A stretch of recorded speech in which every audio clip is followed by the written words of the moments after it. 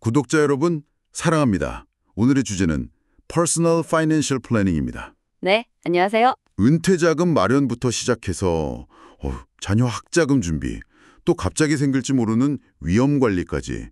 이게 뭐랄까, 생각만 해도 막 머리가 아프잖아요. 그렇죠. 용어도 어렵고 종류도 많고. 그래서 오늘 이 복잡하게만 느껴지는 개인 재무 계획의 진짜 핵심만 저희가 쏙쏙 뽑아서 명쾌하게 한번 분석해 보려고 합니다.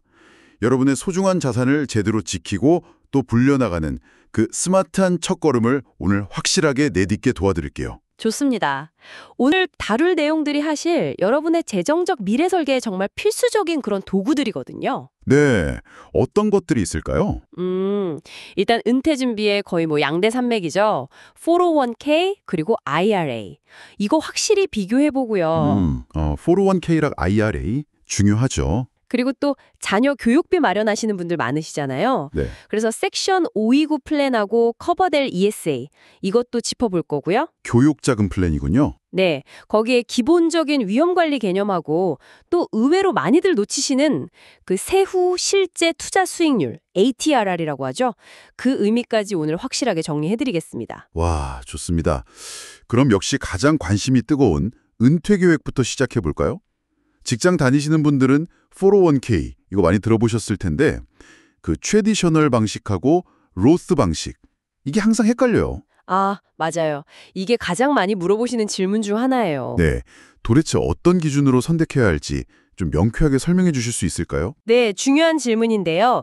아주 간단하게 생각하면 세금을 언제 내느냐의 차이예요. 트래디셔널 401k는 지금 당장 세금을 안 내고 그러니까 세전 소득으로 납입하고 나중에 은퇴해서 돈을 찾을 때 그때 세금을 내는 방식이고요. 아, 인출할 때 과세? 그렇죠.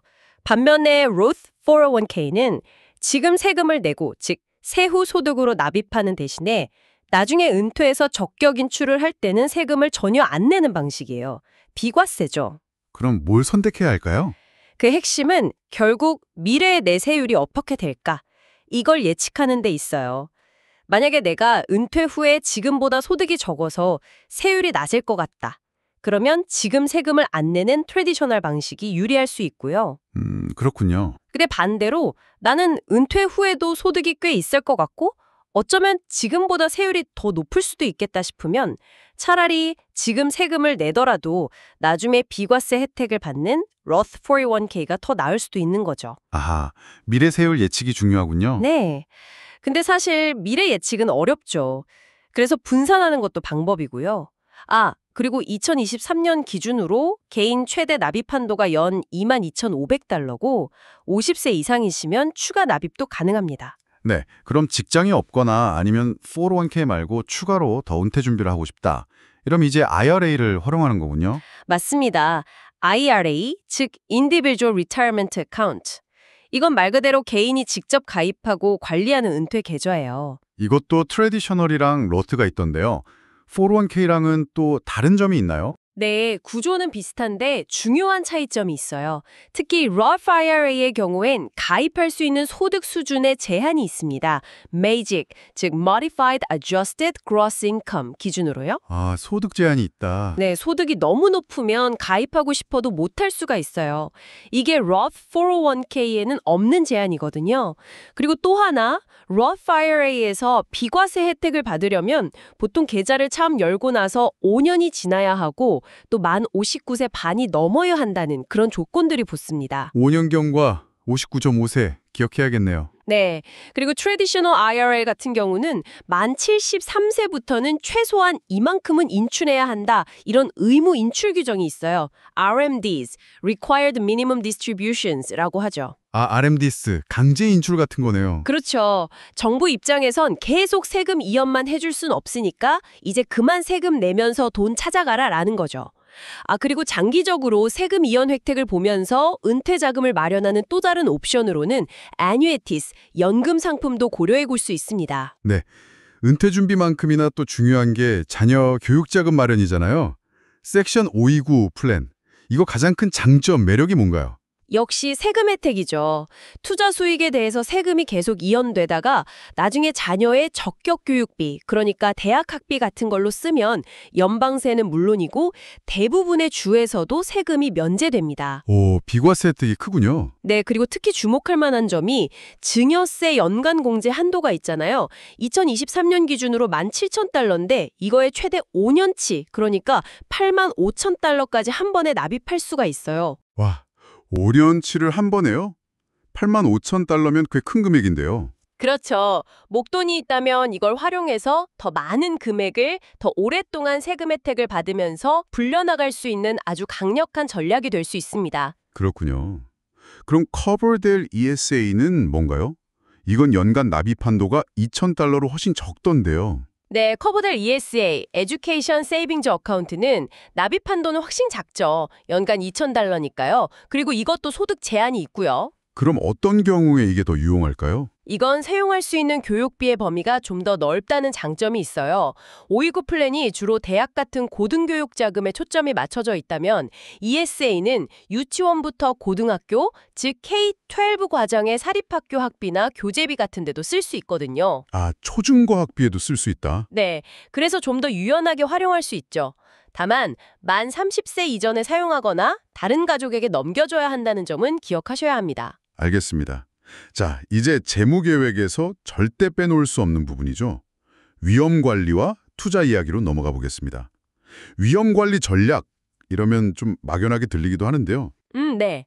네 가지 기본 개념만 딱 기억하시면 쉬워요. 첫째는 회피, 어보이던스, 위험 자체를 그냥 안 하는 거죠. 예를 들면요. 뭐 위험한 투자는 아예 안 한다거나, 둘째는 감소, 리덕션, 위험 발생 가능성이나 발생했을 때 피해 규모를 줄이려는 노력이에요. 안전벨트를 맨다거나 분산 투자를 한다거나, 네. 셋째는 전가, 트랜스퍼. 이게 바로 보험이죠. 내가 감당하기 어려운 큰 위험을 보험사에 돈을 내고 떠넘기는 거예요. 아, 보험이 위험 전가군요. 그렇죠. 마지막은 보유, 리텐션. 작은 위험들 있잖아요. 어쩔 수 없이 발생하거나 혹은 보험 처리하기엔 너무 사소한 위험들. 이런 건 그냥 내가 감수하는 거죠. 예를 들어 자동차에 작은 흠집 났을 때 보험 처리 안 하고 그냥 내 돈으로 고치는 거. 이게 보윤 전략입니다. 아하. 그럼 생명보험, 라이프 인슈런스도 위험 전가의 대표적인 예시겠네요. 이것도 종류가 있던데, 텀 라이프랑 퍼머넌트 라이프. 이건 어떻게 다른 건가요? 네, 목적에 따라서 선택하는 게 중요해요. 텀 라이프, 이거 말 그대로 정해진 기간, 뭐 10년, 20년 이렇게 기간 동안에만 보장을 받는 거예요. 주로 내가 갑자기 사망했을 때 남은 가족들의 생계나 부채 상환을 위해서, 즉 소득 대체를 위해서 가입하는 경우가 많죠.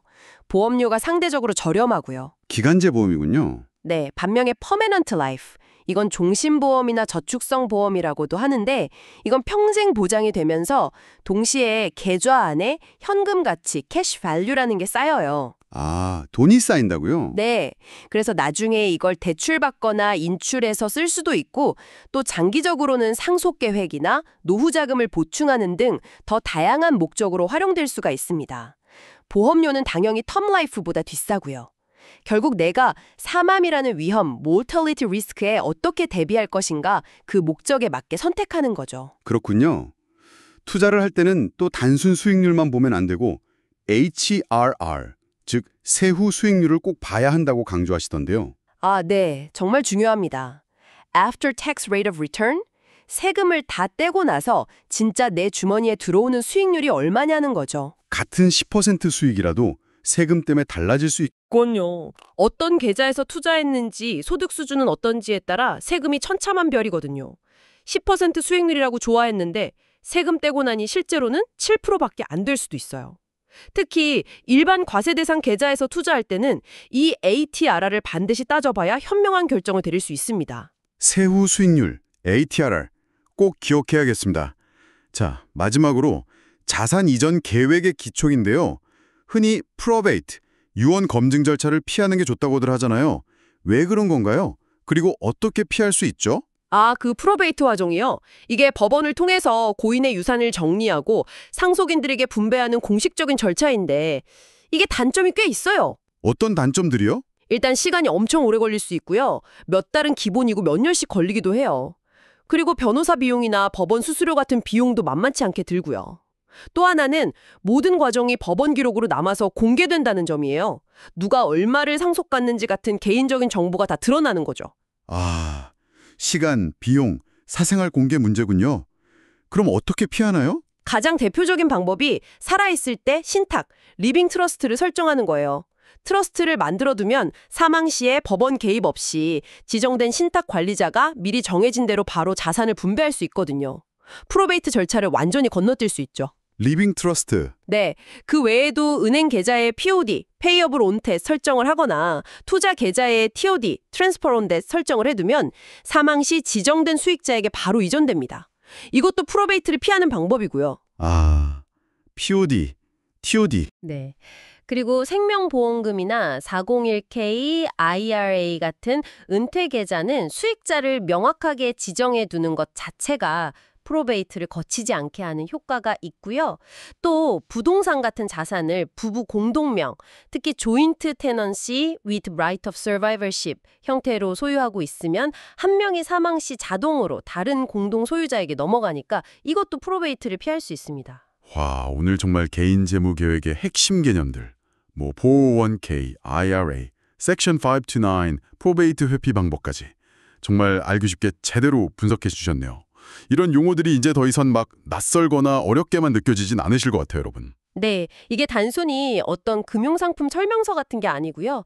여러분의 미래를 직접 디자인하고 설계할 수 있는 정말 강력한 도구들이라고 생각하시면 좋겠습니다. 맞아요. 도구 사용법을 알았으니 이제 직접 써봐야죠. 그렇죠. 재무계획은 아는 것에서 그치면 아무 의미가 없거든요. 실제 행동으로 옮기는 게 무엇보다 중요합니다. 자, 그럼 우리 구독자 여러분들, 당장 뭘 해볼 수 있을까요? 오늘 당장.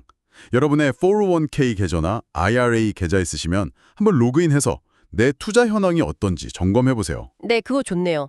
아니면 내가 지금 트래디셔널 방식인데 혹시 러스 옵션이 나한테 더 유리하진 않을까 한번 개선해보는 것도 좋고요. 오, 그것도 좋겠네요. 자녀가 있으신 분들은 섹션 529 플랜 정보 한번 찾아보시는 건 어떨까요? 아니면 내 생명보험 수익자 지정이 혹시 옛날 정보로 되어 있진 않은지, 제대로 되어 있는지 확인해보는 것도 중요하겠고요. 맞아요. 작은 것부터 시작하는 거죠. 네, 오늘 시작가는 이런 작은 행동 하나가 정말 사소해 보일지 몰라도 여러분의 10년 뒤, 20년 뒤 재정적 자유에 정말 결정적인 차이를 만들어낼 수 있습니다. 지금 바로 시작해보세요. 네, 꼭 실천해 보시길 바랍니다. 다음 분설에서 더욱 유익한 정보로 찾아뵙겠습니다. 감사합니다. 감사합니다.